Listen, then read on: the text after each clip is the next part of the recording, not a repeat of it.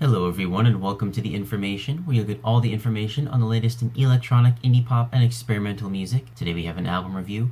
We're reviewing the new Steve Hauschildt record, Dissolvi. Now for those unfamiliar, Steve Hauschildt is a Cleveland-born and now Chicago-based electronic and ambient musician. This new record of his, Dissolvi, is his sixth full-length. And in addition to releasing solo material, he was previously part of the band Emeralds, who engaged in psychedelic and experimental electronic pop music. After 4 albums released through critically acclaimed ambient label Cranky, who's home to Dedekind Cut, Grouper, Stars of the Lid, and other ambient acts. This new record of his here is his first for Ghostly International Records, who of course is based out of Ann Arbor and traffics in a myriad of electronic and dance releases. For me personally, Ghostly International has been one of my favorite labels ever since I started listening to music critically. They're home to many of my favorite bands like Tycho, Hate Rock, and other artists like Gold Panda and Com Truise. When I heard he was dropping this record on Ghostly, I was extremely excited because I loved his ambient releases, especially his last work, Strands. And what really had me excited for this release was the inclusion of beats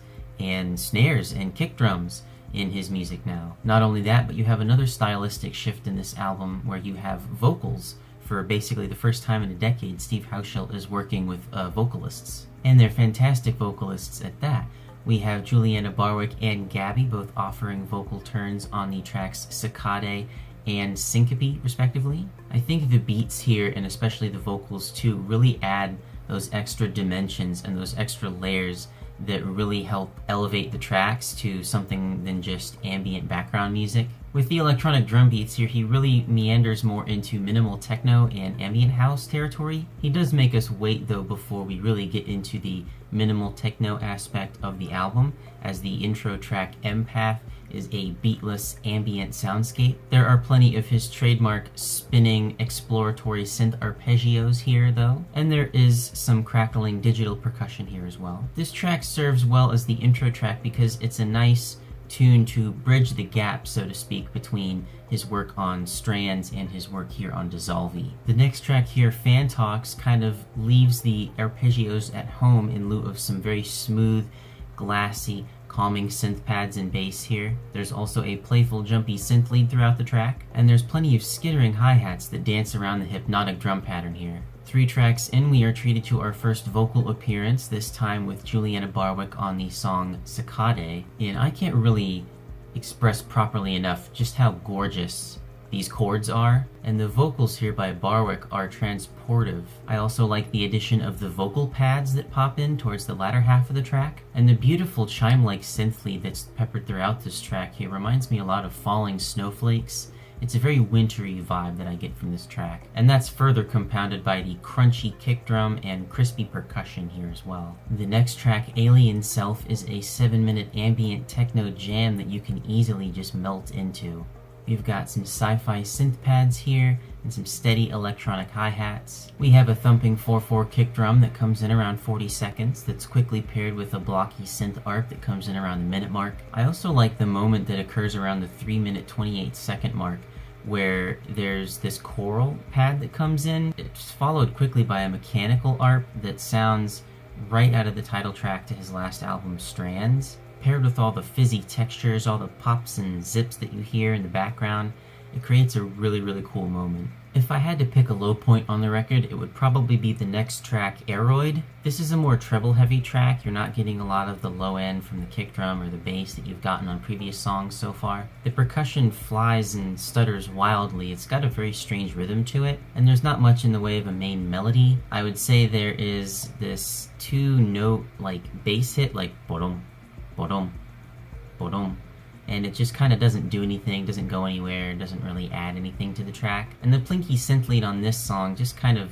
descends and ascends aimlessly. It doesn't really give much of a reason for it to be there. The next track, Syncope, is the other vocal turn from Gabby this time. This is probably the most directly ambient techno influenced song on the record. There's a jumpy synth arpeggio here, an ominous sawtooth bass line, and some filtered hi-hat patterns. The lyrics themselves are obviously kind of somewhat unimportant, but nonetheless they still are hard to kind of comprehend due to the layers of vocal processing, not to mention the operatic delivery style in which Gabby is known for. I do like how the song crescendos towards the end though. It piles on percussive layers and synth elements. There are some moments during the crescendo where the melodies don't always fit right on top of each other perfectly, but it doesn't keep me from enjoying the song. It's still a nice one. The next track, Linger, features another airy vocal pad, as well as a 4/4 kick drum and some soft filtered percussion. The chord progression is euphoric, very nice sound. It goes well with the rattling percussion, which is stereo panned. As the track slowly progresses, it just kind of adds more layers again on top of each other.